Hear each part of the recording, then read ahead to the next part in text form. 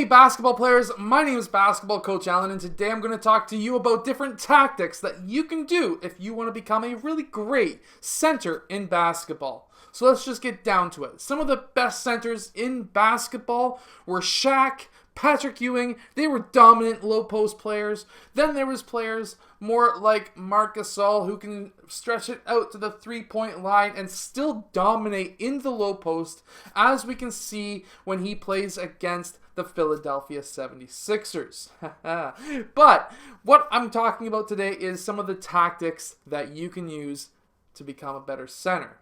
So number one or two dribble low post basketball moves. Why is this important? Well, if you take more than one or two dribbles in that low post, what's going to happen is a perimeter defender is going to come down and he's going to then try and strip you of the ball. So by taking one or two dribbles and keeping that ball high above your shoulders, you're going to be a much better offensive center, especially in the low post.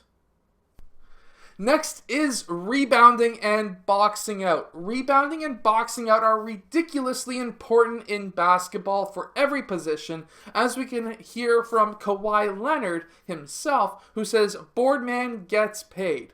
I'm going to tell you right now, and I've said this a few times on this channel, I did a highlight tape of a player who was from the Atlanta area a couple of years ago. He was getting over 20 rebounds per game.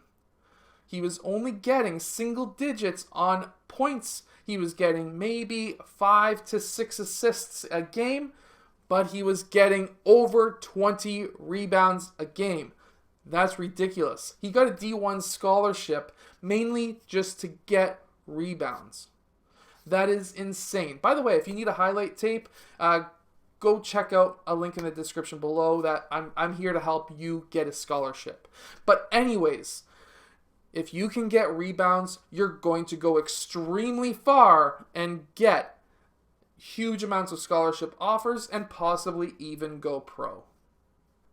My next point is a point that I heard not that long ago. We all know over the last couple of years, the NBA and other basketball leagues and teams around the world have been trying to stretch their team into three-point shooting teams. If you can shoot over 35 or 36% from the three-point line, then statistically, you're going to be scoring more points, which is going to help you win more games.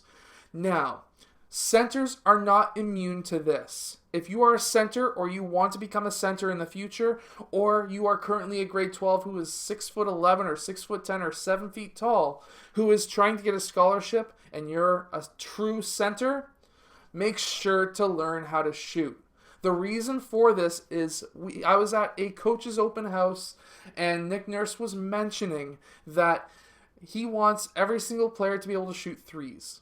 He also mentioned that every single team, every coach who was there, should be running 80 to 95% of their practice about just shooting the ball. That's all they should be focusing on, according to Nick Nurse, is shooting the ball at a high percentage. That's all they're looking for right now. They're not really looking all that much for a defensive player. They're not really looking for a great rebounder.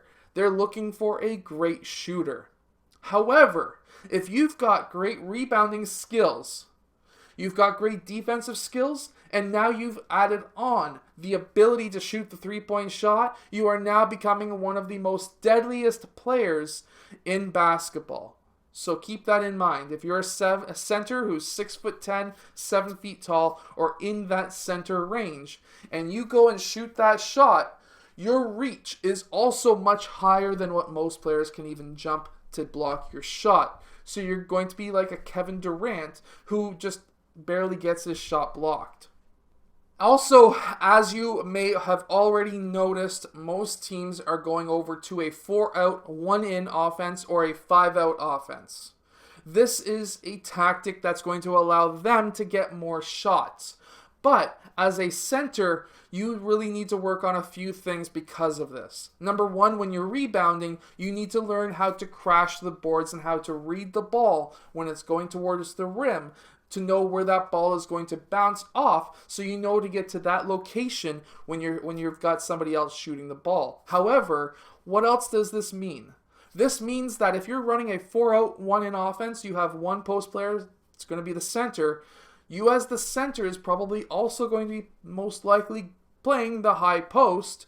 You're going to need to know how to get that ball, pivot towards the net, and look for baseline cutters. This is extremely important for any center, not just NBA centers, because if you're playing up against a zone defense, what is one of the most deadliest areas of the court for a zone defense?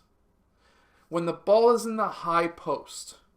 When the ball is in the high post, that draws up the baseline defender. When wings cut down, they are usually open in some way, shape, or form for them to get an easy layup or an easy dunk at the older levels. So by you knowing how to pass that ball is very beneficial for you to get more assists and your team to win more games, but also it's going to help you when you're out on the perimeter to go and fake a pass and dish it off towards the other side or whatever it may be. To do maybe a dribble handoff where you're setting a screen and roll off of a dribble handoff and you're rolling towards the basket. Different tactics or different moves or different plays are going to ask different things of you. And these are the things that in the future you're going to need to know how to do. Rebounding is ridiculously important. If you can rebound the ball, you will be going somewhere. Number 2 is shooting the ball. Shooting the ball is actually number 1. The number 1 thing you need to know how to do is shooting the ball. Number 2 is getting rebounds. Number 3 is getting those assists from the high post. And then 4th, most important, what I've already mentioned here is 1 or 2 dribble low post basketball moves. Because I'm going to tell you right now, sure, you can shoot that ball really good, but if you can't play in the low post, then that center is going to really play tight against you along the perimeter, and he's going to make it so that you can't drive towards the rim. And if he's stronger than you in the low post, then you're going to be really a big negative when it comes to low post skills, but a really good positive on the 3-point line. And generally with a center, you want to have both of those at 100%. Anyways, I hope that this video has helped you become a better center. If it has, hit that like button, subscribe, and I will see you guys again next time.